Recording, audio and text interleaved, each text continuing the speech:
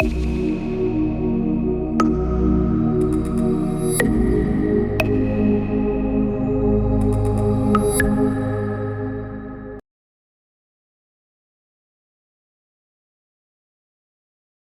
Students, welcome in today's class.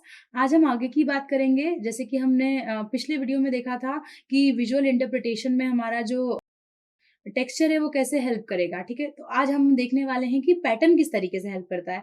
जैसे हमने देखा कि टेक्सचर एक बहुत इंपॉर्टेंट रोल प्ले कर रहा है हमको किसी भी इमेज को इंटरप्रेट करने के लिए, वैसे ही क्या है, पैटर्न भी एक बहुत ज्यादा इंपॉर्टेंट रोल प्ले करने वाला है।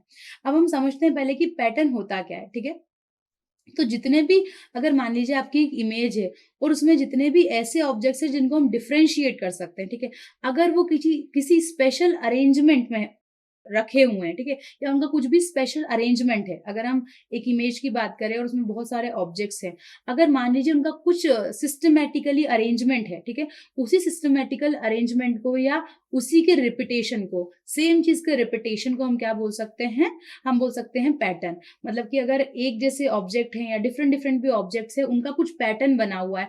मतलब मान लीजिए जैसे कि अगर हम एक घर की बात करें, एक कॉलोनी की बात करें, तो उसमें क्या होगा, कुछ लाइन से घर बने होंगे, ठीक है, और वहीं पे फिर क्या होगा, थोड़ी दूर पे फिर वैसे ही घर बने होंगे, फिर वैसे ही घर बने होंगे। मतलब कुछ कुछ स्पेस पे सेम टाइप की, आपको अगर आप ऊपर से इमेज देखेंगे तो आपको सेम टाइप की रूफ दिखाई देगी। ठीक है, अगर आपको सेम टाइप की रूफ दिखाई दे रही है कुछ कुछ डिस्टेंस पे, तो आप उसका पैटर्न देख के, मतलब पैटर्न देख के समझ सकते हैं कि हाँ, जो इतना एरिया है ये कोई सी कॉलोनी है या यहाँ पे मतलब कुछ अलग से बना हुआ है। ठीक है, तो इसी को हम पैटर्न बोलते हैं। मतलब कि किसी भी चीज का रिपीटेशन ओवर सम स्पेस। ठीक है, अब हो सकता है ये जो आपका ऑब्जेक्ट्स का अरेंजमेंट रहे, या तो वो सिस्टमैटिकली हो सकता है, या तो वो कैसा हो सकता है, रैंडमली हो सकता है। ये किस पर डिपेंड करेगा, ये डिपेंड करेगा कि वो मैन मेड है या फिर वो नेचुरल है। ठीक है, जनरली अगर हम बात करें, ठीक है, तो ये जो रिपीटिशन होता है, अगर ये रिपीटिशन सिस्टमैटिकली है तो हम बोल देंगे इसको जनरली क्या होगा, मैन मेड होगा। वहीं पे अगर सिस्टमैटिकली नहीं है, ठीक है, ये रैंडमली है, मतलब कोई भी चीज कहीं पर भी वहां पे कुछ पैटर्न हमें नजर नहीं आ रहा,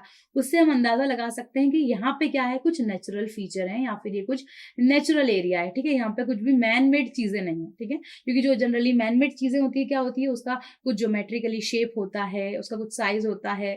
ठीक है, इस तरीके से हम पता लगा सकते हैं कि क्या है ये, मैन मेड है या फिर कैसी है ये नेचुरल चीज है। ठीक है, अब जनरली हम जो रिपीटिशंस या पैटर्न्स देखने वाले हैं, ये पैटर्न्स किस चीज में देखेंगे हम, ये हम ऑब्जेक्ट्स का पैटर्न भी देख सकते हैं कि डिफरेंट ऑब्जेक्ट्स हैं, उनका डिफरेंट पैटर्न है, या फिर हम किसका पैटर्न देखेंगे, किसी भी टोन्स का, ठीक है, या उसके टेक्सचर का।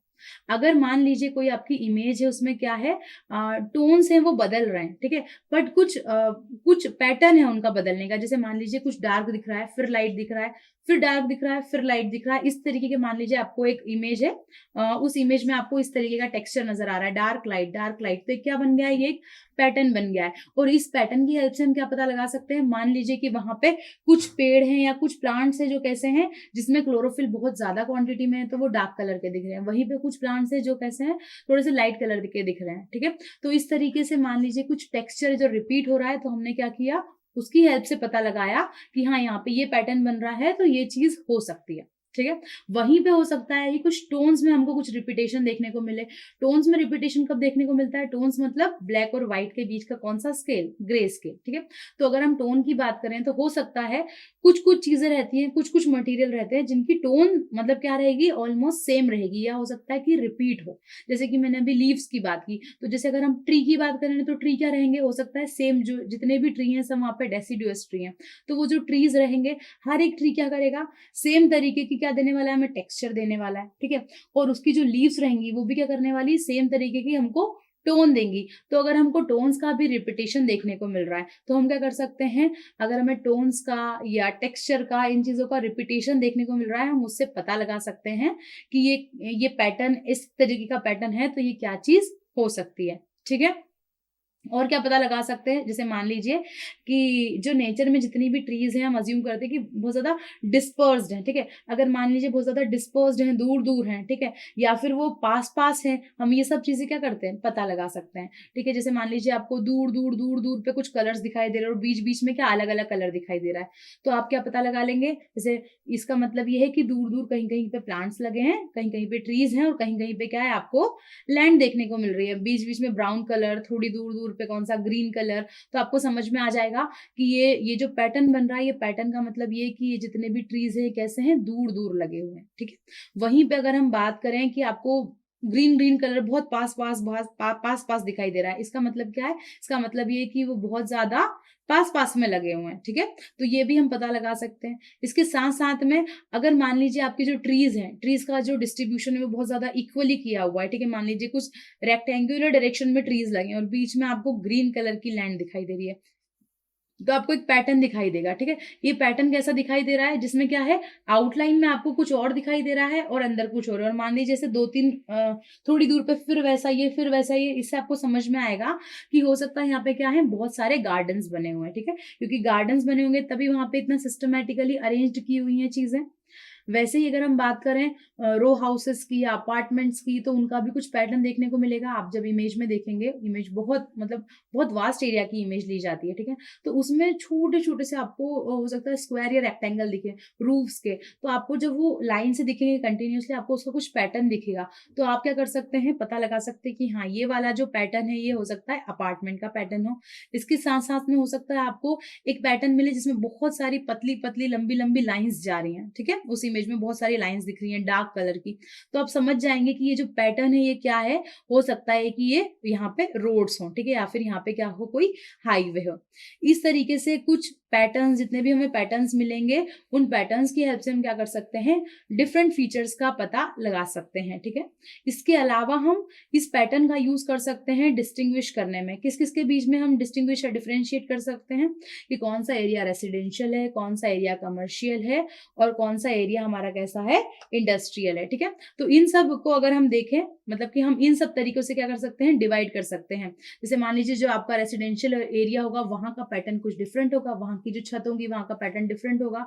हो सकता है वहां पे कुछ पैटर्न बने, कुछ घर हो, फिर बीच में एक पार्क हो, उसके अलावा फिर थोड़े से घर हो, फिर कुछ पार्क हो, वहां पे कोई टेम्पल होगा। मतलब ये एक पैटर्न बन गया पूरा कि हाँ, यहाँ पे घर है, फिर पार्क है, टेम्पल है। ये सब चीजें जब हमें देखने को मिलेगी, पैटर्न बनेगा, तो हम समझेंगे कि हाँ, ये क्या है, ये कुछ अर्बन एरिया है, यहाँ पे क्या है, कुछ घर वगैरह है, ठीक है। वहीं पे मतलब हम बोलेंगे इसको रेसिडेंशियल एरिया।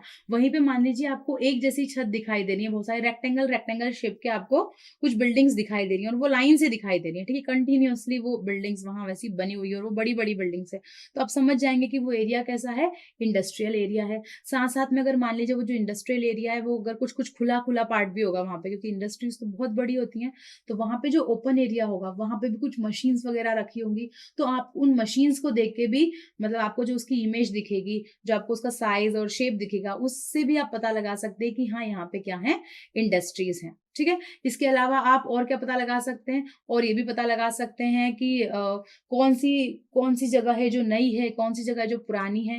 जैसे कि जब आप देखेंगे, कोई भी इमेज देखेंगे, तो जहाँ पे आपको पूरा एरिया जो है वो कैसा दिख रहा है, सिस्टमैटिक दिख रहा है, वहाँ पे सारी रोड सिस्टमैटिक है, कोई भी गलियां नहीं है, ठीक है, बिल्कुल सीधी सीधी रोड बनी हुई है और सारे घर जो है वो सिस्टमैटिक बने हुए हैं, तो आप अंदाजा लगा सकते हो कि ये अभी अभी बना हुआ होगा, अभी अभी डेवलपमेंट हुआ होगा। और कुछ कुछ एरियाज रहेंगे जहाँ पे पतली पतली गली है, जहाँ पे डेवलपमेंट कम हुआ है, तो आप डेवलपमेंट का भी पता लगा सकते हैं on the basis of their pattern, ठीक है। तो हमने देखा कि पैटर्न की हेल्प से हम किसी भी इमेज को कितने आसानी से, कितने अच्छे तरीके से विजुअलाइज कर सकते हैं। अब नेक्स्ट वीडियो में हम देखेंगे कि हाइट और डेप्थ को हम कैसे निकालेंगे और उस हाइट और डेप्थ की हेल्प से हम क्या करेंगे, किसी भी चीज को कैसे आइडेंटिफाई करेंगे। Thank you.